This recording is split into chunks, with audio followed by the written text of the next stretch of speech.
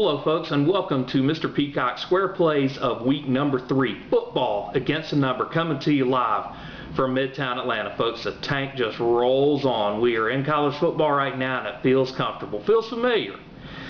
Real quickly, let's talk about last week, 2-2. Was it as good as week 1? No, but we're still up. Bowling Green, Maryland, over 71. Were you sweating that at halftime when it was 13-6? Mr. Peacock was.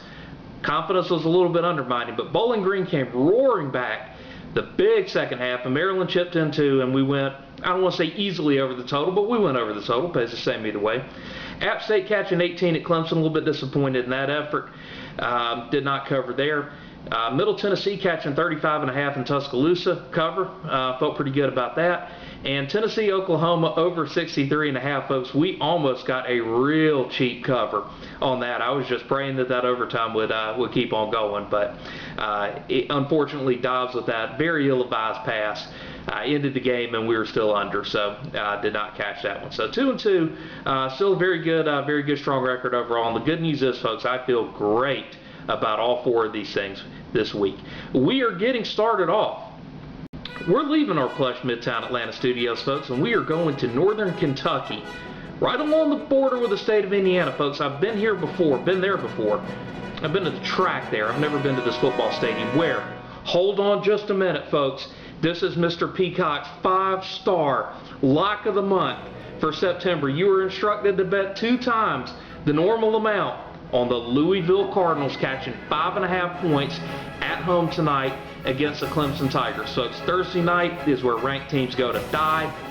Louisville, that was a real soft spot for them last week against Houston. A bad performance, was very predictable.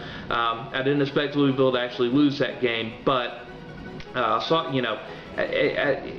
think that a letdown was very predictable last week. That does not dampen my enthusiasm for Louisville at all in this one. Louisville's going to win this game straight up. The fact that they're getting points is just a bonus. Louisville again they're not a great team. They're not as bad as they looked though last Saturday. Their backs are against the wall. You're going to get their A game tonight. It's always tough on Thursday night with the travel and stuff like that. It's a short week for both teams, but I think Louisville's been able to use a little bit more time with not having to travel. And the short week also is going to force one Todd Grantham to keep things a little bit more simple as far as Louisville's defensive game plan, and I think that'll help them out as well. So take the Cardinals catching 5.5 points at home tonight on ESPN. I think it kicks off around 7:30. Game number 2, we are going to Bowling Green, Ohio. I almost said Bowling Green, Kentucky. We're going to Bowling Green, Ohio. Folks, we're getting right back on that Bowling Green over. I like Memphis and Bowling Green over 79.5 points. Mr. Peacock, that's a lot of points. I know, but to be honest with you, I think this thing's going to go over 100. I really do. Memphis can really score some points. I mean, they've got 10 offensive starters coming back, and they are a very well-oiled machine. We know Bowling Green can score as well. Memphis only has 3 defensive starters returning, and according to Phil Steele, they have the number 9 in the American Athletic Conference, whatever that thing is. I guess it's the Big East, what used to be the Big East. In that conference, Memphis has the number 9 rated group of defensive backs. Okay, they don't have a lot of experience coming back on defense, and the talent level that they have there is really questionable as well. We know Bowling Green isn't overly interested in playing defense either. I don't know, maybe Memphis really likes playing defense and they're just not very good at it. Memphis gave up 23 points to Kansas last week, folks. That's hard to do. I think that this is going to be a really entertaining game to watch if you're into that sort of thing. I believe it kicks off around 3 p.m. Eastern. I couldn't even tell you what network it's going to be on. But I think there's going to be an awful lot of points scored here. I know 79.5 is a lot. Still think it's going to go over pretty easy.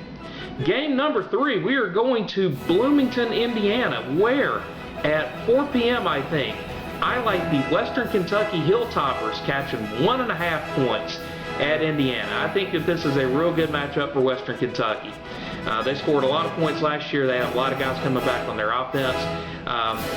Defensively for Indiana, the talent level is just not really there. According to Phil Steele, in the Big Ten, Indiana has the number 12th ranked defensive line, the number 11 ranked linebackers, and the number 11 ranked defensive backs. That spells trouble when you're playing a team like Western Kentucky. Western ran into a very good and very underrated defense in Vanderbilt in week 1. was held to 14 points, but bounced back and had 41 last week in their win over, it was Thursday night, their win over, I believe it was Southern Methodist, but I know they scored 41 in that one. I think that this is probably going to be about a 10-point win for Western Kentucky. I just don't think Indiana has quite enough juice really to keep up with them. Game number 4, we are going to Iowa City, I think is the name of the town where the Iowa Hawkeyes reside.